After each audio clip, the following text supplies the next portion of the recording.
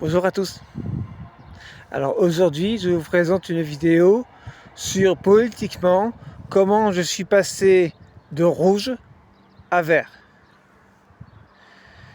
Alors il faut savoir que pendant l'adolescence, j'ai appris dans mes cours de géographie que les gens dans les pays pauvres souffraient énormément, notamment en Afrique avec des problèmes de discrimination, de misère, de guerre. Et comme j'étais très malheureux à cette époque-là, eh bien, j'ai développé une compassion pour les gens qui souffraient de la misère du monde.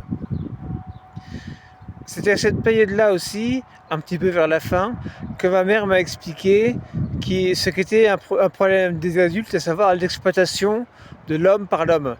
Je lui disais, mais c'est quoi l'exploitation de l'homme par l'homme? Elle me dit, bah, c'est comme un fermier qui exploite son terrain, sauf qu'au lieu d'être un fermier qui exploite son terrain et qui s'enrichit au détriment de son terrain, c'est un maître, un patron, qui s'enrichit sur le dos de ses travailleurs.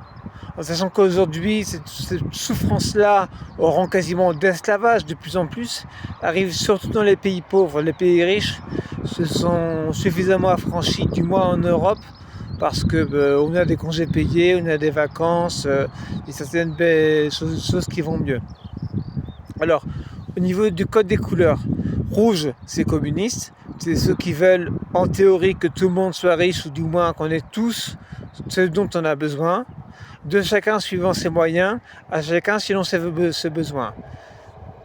Bleu, c'est capitaliste, c'est chercher à s'enrichir sur le dos des autres. Et là, c'était ce qu'il y avait pour le système capitaliste, mais ce qui va venir ensuite pour le nouveau système, de plus en plus le système technologiste, c'est d'une part le technologisme rural vers qui est le technologisme de l'autonomie écologique, et d'autre part le technologisme urbain, le technologisme gris, qui est le technologisme des hautes technologies, et ce sera ce système-là qui aura gardé le problème d'exploitation de l'homme par l'homme.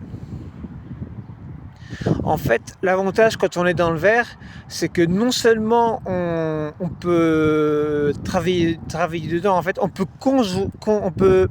peut joindre l'utile et l'agréable on peut joindre deux utiles entre eux en travaillant dans un métier qui a en même temps une fibre militante. Comme moi, par exemple, ce que j'ai fait, j'ai décidé de travailler dans les énergies renouvelables, quelque chose qui n'aurait pas été possible au niveau du système rouge où il n'y avait pas de domaine dont on pouvait vivre tout en étant rouge. Le système rouge, c'est juste une façon de le faire où il y a une égalité des salaires.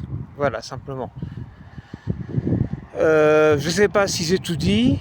En tout cas, je trouvais aussi que les rouges, c'était des gens qui avaient tendance à être vachement négatifs et qu'il y ait beaucoup plus d'optimisme chez les verts.